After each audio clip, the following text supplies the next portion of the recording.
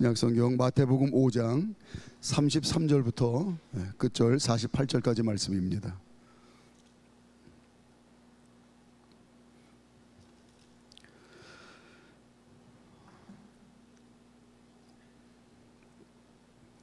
살아계신 하나님의 말씀을 저 한 절씩 교독하십니다. 또 옛 사람에게 말한 바 헛 맹세를 하지 말고 내 맹세한 것을 주께 지키라 하였다는 것을 너희가 들었으나 나는 너희에게 이르노니 도무지 맹세하지 말지니 하늘로도 하지 말라 이는 하나님의 보좌임이요 땅으로도 하지 말라 이는 하나님의 발등상임이요 예루살렘으로도 하지 말라 이는 큰 임금의 성임이요 내 머리로도 하지 말라 이는 내가 한 터럭도 희고 검게 할 수 없음이라. 오직 너희 말은 옳다 옳다 아니라 아니라 하라. 이에서 지나는 것은 악으로부터 나느니라. 또 눈은 눈으로 이는 이로 갚으라 하였다는 것을 너희가 들었으나 나는 너희에게 이르노니 악한 자를 대적하지 말라. 누구든지 내 오른편 뺨을 치거든 왼편도 돌려대며 또 너를 고발하여 속옷을 가지고자 하는 자에게 겉옷까지도 가지게 하며 또 누구든지 너로 억지로 오리를 가게 하거든 그 사람과 심리를 동행하고 내게 구하는 자에게 주며 내게 꾸고자 하는 자에게 거절하지 말라. 또 네 이웃을 사랑하고 네 원수를 미워하라 하였다는 것을 너희가 들었으나 나는 너희에게 이르노니 너희 원수를 사랑하며 너희를 박해하는 자를 위하여 기도하라. 이같이 한즉 하늘에 계신 너희 아버지의 아들이 되리니 이는 하나님이 그 해를 악인과 선인에게 비추시며 비를 의로운 자와 불의한 자에게 내려주심이라. 너희가 너희를 사랑하는 자를 사랑하면 무슨 상이 있으리요 세리도 이같이 아니하느냐. 또 너희가 너희 형제에게만 무난하면 남보다 더하는 것이 무엇이냐. 이방인들도 이같이 아니하느냐. 그러므로 하늘에 계신 너희 아버지의 온전하심과 같이 너희도 온전하라. 아멘. 제 티가 잘 어울리나요? 근데 이게 무슨 티인지 금방 아시겠죠? 네, 이번에 캄보디아 단기 선교 우리 팀 단체 티인데 이제 우리 임채엽 팀장님이 여론조사를 해서 또 이렇게 잘 선택을 하신 것 같습니다. 그리고 저에게 사이즈를 묻더라고요. 이제 그 단톡방에서 사이즈 알려주세요 했는데 제가 개인적으로 생각하기는 더운 나라 가니까 훨씬 큰 사이즈를 입어야 이제 좀 편하겠다 싶어서 2X 라지를 제가 시키면서 이걸 입으면 이제 자루를 뒤집어 쓴 것처럼 이제 풍성하겠다 했는데 엄청 크죠? 설마 딱 맞아요? 예, 너무 크죠? 네, 감사합니다. 제가 입고 좀 충격을 받았습니다. 이렇게 딱 맞을 줄은 몰랐어요. 이게 잘 맞습니다. 예수님께서 하나님 자녀들에게 세상의 소금이요 또 세상의 빛이라고 하십니다. 이걸 좀 바꿔서 얘기하면 세상의 소금이다. 이 말을 세상에는 소금이 없다라는 말씀으로 이걸 이해를 해도 뭐 큰 무리는 없을 것 같아요. 저와 여러분들에게 세상의 소금이다. 이걸 바꿔 말하면 세상에는 소금이 없다. 뭐 과장된 말은 아닐 것 같습니다. 우리가 잘 알다시피 몸에 이 염분 나트륨이 없으면 심각한 문제가 생기게 되죠. 군인들이 오늘처럼 이 찌는 듯한 무더위에 행군 훈련을 할 때가 있습니다. 그러면 막 땀이 비 오듯이 이제 땀을 쏟게 되는데 이 땀 안에 이제 물과 나트륨이 계속 배출을 됩니다. 그럼 이제 물은 수통해 가지고 계속 공급을 하게 되는데 몸에서 나트륨이 계속 빠져나가는 거예요. 그러면 이제 탈진 현상이 나타나게 되는데 이 나트륨 부족 현상이 있어서 이제 탈진이 오게 되면 급속한 피로감, 두통, 메스꺼움, 또 나가서는 근육 경련이 일어나서 도저히 이제 행군을 할 수 없는 그런 지경에 이르게 됩니다. 또 이거 빨리 신속하게 대처하지 않으면 자칫 잘못하면 큰 위험에 초래할 수도 있습니다.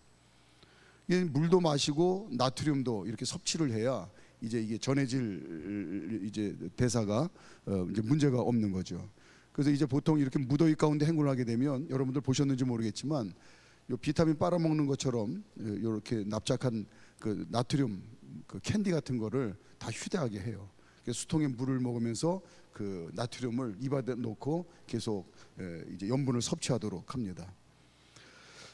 어느 분은 그러더라고요. 염분 부족은 만병의 근원이다라고 이렇게 말을 하면서 이 염분이 우리 몸 안에서 굉장히 중요한 작용들을 하는데 소화작용, 해독작용, 살균, 방부, 소염, 발열, 중화작용, 삼투압, 심장박동, 노폐물 제거 작용 등 아주 필수적인 그런 역할들을 한다고 합니다. 이 영적 소금이 없는 세상의 영혼들은 영적 나트륨 부족으로 인해서 뭐 거의 없는 거죠. 그래서 거의 죽기 일보 직전의 상태다.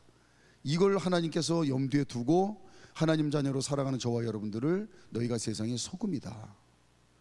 아까 처음에 서두에 말씀드렸던 것처럼 세상은 영적인 소금이 없는 이제 탈진해서 죽기 일보 직전의 그런 상태이다라고 하는 걸 설명해 주시는 것 같습니다. 그래서 죽어져가는 세상 영혼들이 살려달라고 아우성치는 이 모습이 우리가 영의 귀가 활짝 열려져서 이 소리가 만약에 들려진다고 한다면 영적인 이 나트륨 부족으로 인해서 탈진이 와서 이제 살려달라고 아우성치는 그런 세상의 모습을 하나님이 안타깝게 여기고 저와 여러분들에게 세상의 소금이다 이렇게 말씀하신 게 아닌가 싶어요.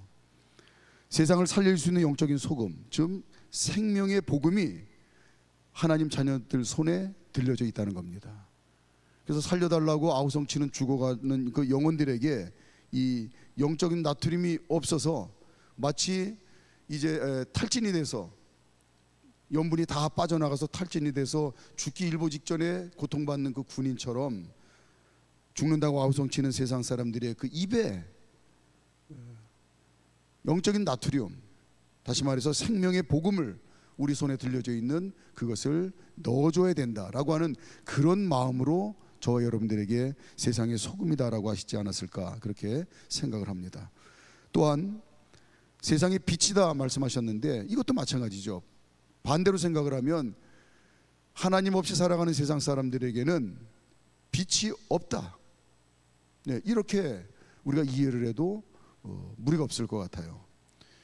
빛이 없는 세상에서 산다는 말은 세상 사람들이 영적인 소경과 같다는 말하고 똑같겠죠. 빛이 한 점도 없는데 눈을 떴는데 뜬 게 아니에요. 영적인 소경입니다. 그래서 향방 없는 인생을 살죠. 목적이 없는 인생을 삽니다. 그냥 사는 거예요. 이걸 요한일서 2장 16절에서는 육신의 정욕과 안목의 정욕과 이생의 자랑을 위해서 열심히 산다. 근데 향방 없는 무엇 때문인지 어디로 가는지 알지도 못하고 그냥 사는데 결국 그 길의 끝은 천길만길 지옥의 낭떠러지다. 열심히 간다고 갔는데 영원한 낭떠러지, 지옥의 낭떠러지다. 이런 의미로 저와 여러분들에게 너희는 세상의 빛이다. 하나님 자녀들이 빛을 비춰줘야 영적인 소경으로 살아가는 세상 사람들이 갈 길이 보인다. 어디로 가야 할지 앞이 보인다. 저와 여러분들의 손에 진리의 등불을 들고 있다고 말씀합니다. 이 복음의 등불을 밝혀줘야 세상 사람들이 지옥의 낭떠러지로 떨어지지 않는다. 이 마음으로 저와 여러분들에게 너희가 생명의 길을 비추는 세상의 빛이다. 이렇게 말씀하신 것 같아요. 결국 하나님 자녀들인 저와 여러분들에게 하나님 없이 사는 세상 사람들의 영원한 운명이 달려있다는 말씀이겠죠. 마태복음 16장 19절에 보니까 내가 천국 열쇠를 내게 주리니 내가 땅에서 무엇이든지 매면 하늘에서도 매일 것이요 내가 땅에서 무엇이든지 풀면 하늘에서도 풀리리라 말씀하셨는데 이게 하나님 자녀의 권세라고 하는 거예요. 이게 세상의 소금이요 세상의 빛으로 살아가는 저와 여러분들의 권세라는 겁니다. 세상에 영원히 죽고 사는 문제가 결국 교회 하나님 자녀들의 손에 달려있다. 이 말씀을 하십니다. 그 연장선에서 그러면 저와 여러분들이 세상의 소금이요 세상의 빛으로 잘 살아가기 위해서 어떻게 해야 될 것인가를 그걸 이제 그 뒤에서 계속 설명을 하고 있어요. 오늘 33절부터 우리가 읽은 37절까지 보면 여러분 성경에 다 소제목이 있죠. 뭐라고 써 있습니까? 맹세하지 말라라고 이렇게 소제목이 되어 있습니다. 세상에 영원히 죽고 사는 이 문제가 우리 손에 달려 있는데, 세상의 빛이요 세상의 소금으로 우리가 잘 살기 위해서 명심해야 될 게 뭐냐면 맹세하지 말라라고 이렇게 이야기하고 있어요. 근데 33절에 보니까 34절에 보니까 그냥 맹세하지 말라가 아니라 도무지 맹세하지 말라, 절대로 맹세하지 말라, 그런 말씀이죠. 그래야 세상의 소금, 세상의 빛으로 살 수 있다라고 말씀하세요. 절대로 도무지 맹세하지 말라라고 하는 걸 한 세 가지 측면에서 이해를 하면 그 의미를 우리가 어느 정도 이해할 수 있을 것 같습니다. 첫째는 내 말을 듣는 세상 사람들 입장에서 말해 버릇해라. 그렇죠. 세상의 소금과 세상의 빛이 존재하는 이유는 세상을 위해서예요. 소금이 없으면 죽고 마는 세상을 위해서예요. 빛이 비추어지지 않으면 영원히 갈 길을 알지 못하는 세상을 위해서예요. 그러니까 도무지 절대로 맹세하지 말라고 하는 말은 세상 사람이 듣기에 세상 사람들 입장에서 들을 수 있도록 하나님 자녀는 말해 버릇해야 된다. 또 하나는 사랑의 말을 해야 된다. 또 하나는 자신의 말의 능력을 절대로 의지해서는 안 된다. 이 세 가지의 의미를 우리가 포괄해서 이해를 하면은 그렇게 오늘 예수님이 말씀하신 의도에서 빗나가지 않을 것 같습니다. 다시요. 내 말을 듣는 세상 사람들의 입장을 고려해서 말해 버릇해라. 하나는 사랑의 말을 해라. 또 하나는 자신의 말의 능력을 과신하지 마라. 자, 그러면서 오늘 34절 다시 한번 읽어볼까요? 34절 시작. 나는 너에게 이르노니 도무지 맹세하지 말지니 하늘로도 하지 말라. 이는 하나님의 보좌임이요. 첫째는 절대로 맹세하지 말라 했는데, 첫째는 뭐냐면 하늘로 또 맹세하지 말라 그랬어요. 무슨 말씀이겠습니까? 세상 사람들에게 하나님처럼 말해서는 안 된다, 그런 의미 아닐까요? 의인이 죄인을 책망하듯이 그렇게 말하지 말라는 거예요. 그러면 초롱성 벽을 쌓는다는 겁니다. 복음이 들려야 될 텐데, 주님의 사랑이 전달되어야 될 텐데, 하나님처럼 말하면 초롱성 벽을 쌓는다는 거예요. 나도 구원받은 죄인일 뿐이라는 사실을 늘 잊지 말아라. 또 두 번째는 35절에 보니까요, 땅으로도 맹세하지 말라 그랬습니다. 그러니까 이게 하나님 자녀들이 소금과 빛의 역할을 제대로 하기 위해서는 세상 사람들에게 자신의 유익만 계산하면서 말해서는 안 된다. 세상 사람들이 더 잘 안다는 거예요. 세상을 위해 봉사하는 마음으로, 그들이 그 진심을 느낄 수 있는 마음으로 말을 해야 네가 소금과 빛의 역할을 할 수 있다, 그런 말 아닐까요? 그 진심이 정말 세상을 위해서 봉사하고자 하는, 내 자신의 유익만을 계산하는 것이 아니라 세상을 위해서 봉사하고자 하는 그 진심이 전달되어져야 이제 된다라고 하는 겁니다. 또 세 번째는 그 35절에 보니까 예루살렘으로도 맹세하지 말라 그랬는데, 이건 뭐 어렵지 않은 얘기죠. 예루살렘은 거룩입니다. 외적인 거룩함으로 포장하고 말하지 말라고 하시는 거예요. 세상 사람들의 눈에 저와 여러분들이 포장된 거룩을 가지고 가면 거부감을 갖는다는 겁니다. 그러지 말고 겸손하게 말해 버릇해라. 세상 사람들 눈에 보기에 포장된 거룩으로 다가가면 그들은 금방 거부감을 갖는다. 그러지 말고 진짜 겸손함을 가지고 가서 말을 해라. 그래야 우리가 소금과 빛의 역할을 할 수 있다는 겁니다. 또 네 번째는 36절에 보니까 내 머리로도 맹세하지 말라. 세상 사람들에게 자신의 언변을 의지하여 말하지 말라는 거예요. 세상에는 나보다 언변이 뛰어난 사람들이 널리고 널렸습니다. 말씀과 기도로 무장된 말을 가지고 가라. 그래야 뚜벅뚜벅 앞뒤 순서도 없이 그냥 제대로 말하지 못하는 것 같은데 거기에 소금과 빛의 강력한 효과가 있는 능력이 나타난다. 그래서 이 맹세하지 말라는 말이 이제 세상 사람들 듣기에 이제 그런 듣는 입장을 고려를 해서 이야기를 하라라고 하는 그 이제 마음을 전해 주시는 것 같습니다. 또 38절부터 42절까지 보니까 소제목이 뭐라고 되어 있습니까? 네, 악한 자를 대적하지 말라 이렇게 돼 있죠. 이건 뭐 어렵지 않은 얘기입니다.